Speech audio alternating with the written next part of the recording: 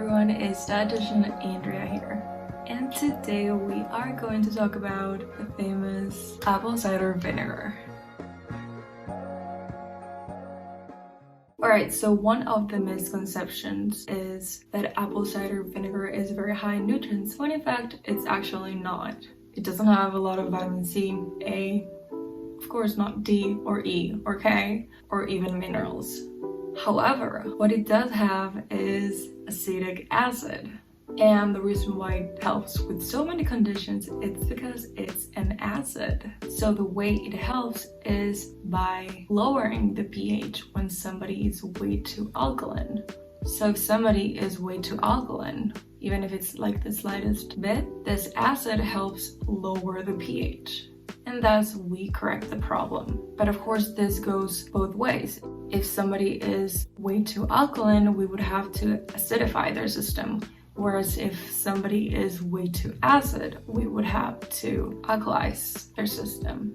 The problem here is most people are way too alkaline. Despite of what you've heard about the alkaline diet and that you need to alkalize your diet, that is not true. Besides, when people say that you need to alkaline your body, I ask, but what part of your body are you talking about? Because every part of your body has a different pH. Are you talking about the pH of the blood, the saliva, the urine, the respiratory system? If somebody has GERD, which is acid reflux, we know they have a problem with the acidity in their stomach, and we fix that problem by acidifying their stomach. Because the problem is people take antacids thinking they need to lower the acidity of the stomach, but the problem is there is a valve which is known as the lower esophageal sphincter. So that valve opens up when the stomach is not acid enough, and it goes all the way up your throat.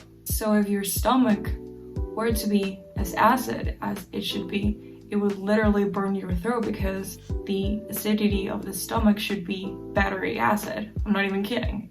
Battery acid. So the way we fix GERD or acid reflux is by acidifying the stomach.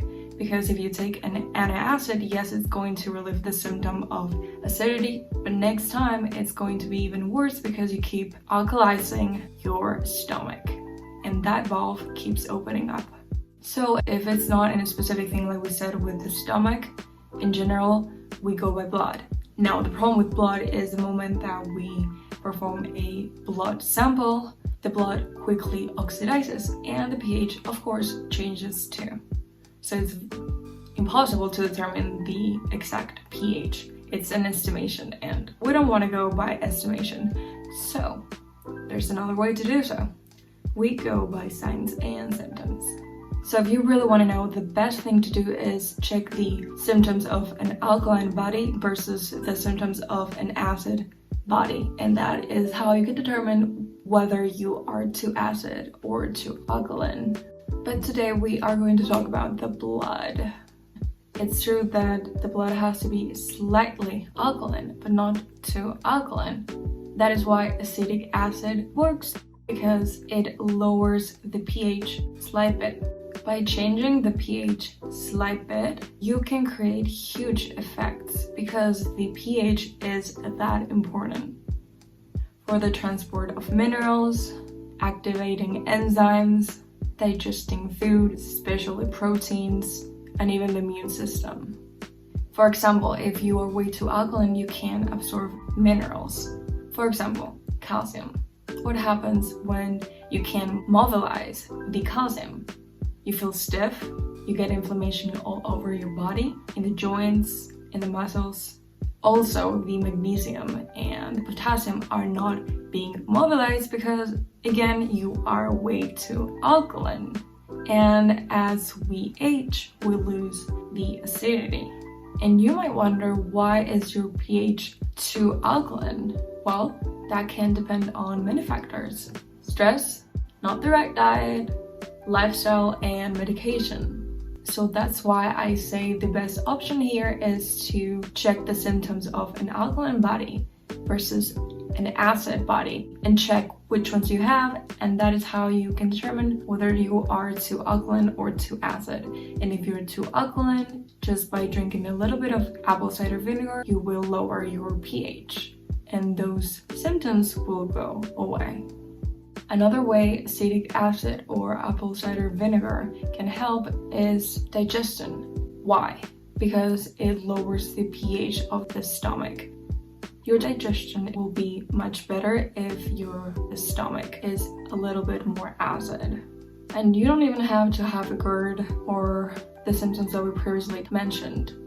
Acid can help you when you eat a big meal because it helps digest that food. So again, you don't have to suffer from any conditions, but if you have a very big meal and you want to not feel very stuffed, drink 1 to 2 tablespoons of apple cider vinegar after that meal, and you're gonna see it helps with digestion quite a lot. Then, why do we say apple cider vinegar works for weight loss? Acid helps balance blood sugars and not have those big spikes of blood sugars. And second, acidity makes that insulin more sensitive, helping with insulin resistance. And since your blood sugars are more stable, you are going to feel satiated between meals instead of constantly wanting to eat. Besides, if you are actually digesting your food, you're going to feel energetic, satiated with what you eat, and overall, you're going to feel great. Whereas if you're not digesting your food, you're constantly getting bloated, you're constantly getting acid reflux, it's a chaos. And you're always gonna be hungry, tired, lethargic, and you keep gaining weight. I personally love having apple cider vinegar after a big meal because, let's be real, sometimes we eat more than we should and we start feeling very lethargic. So if we drink a little bit of apple cider vinegar, that's going to aid with digestion, and that digestion is going to be faster than it would be without the apple cider vinegar. Still, don't expect it to be a magic pill. If you had a big meal, you had a big meal. Now, why do we say that acidity helps with the immune system? Because viruses and bacteria have a harder time living in an acid ecosystem. Yep.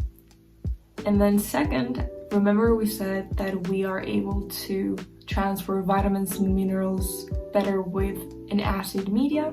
That is why. If you have all the nutrients you need, it's going to be harder to get that infection or flu. Now, the real question, so how do I take apple cider vinegar? I suggest to drink 1 to 2 tablespoons of apple cider vinegar either before a meal or after a meal. Now, if it's your first time drinking apple cider vinegar, it's going to be too much for you, so I would recommend to start with 1 tablespoon. And actually, and if you don't want to drink it, which I totally understand. Honestly, I don't enjoy drinking apple cider vinegar. I love the taste, so I put it on a salad. But let's say that you didn't have a salad and you need to get that acid in, then it's a good idea to take 1 to 2 tablespoons of apple cider vinegar with 3/4 of a cup of water. So if you had a big meal, take 1 to 2 tablespoons of apple cider vinegar with 3/4 of a cup of water and drink it after that big meal. If you want to feel satiated between meals, have it before or after the meal, the 1 to 2 tablespoons of apple cider vinegar, or put it on a salad. If you have constant muscle cramps, eye twitch, a lot of inflammation in the body, take 1 to 2 tablespoons in the morning and 1 to 2 tablespoons in the afternoon. And if you feel a little bit sick, it would be smart to drink a little bit of apple cider vinegar to prevent those bacteria and viruses from growing and growing.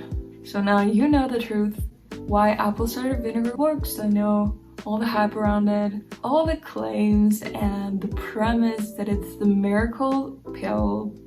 When in fact, the truth is that the reason why it works is because it acidifies the body. I hope this helped, and I'll see you very soon. Bye!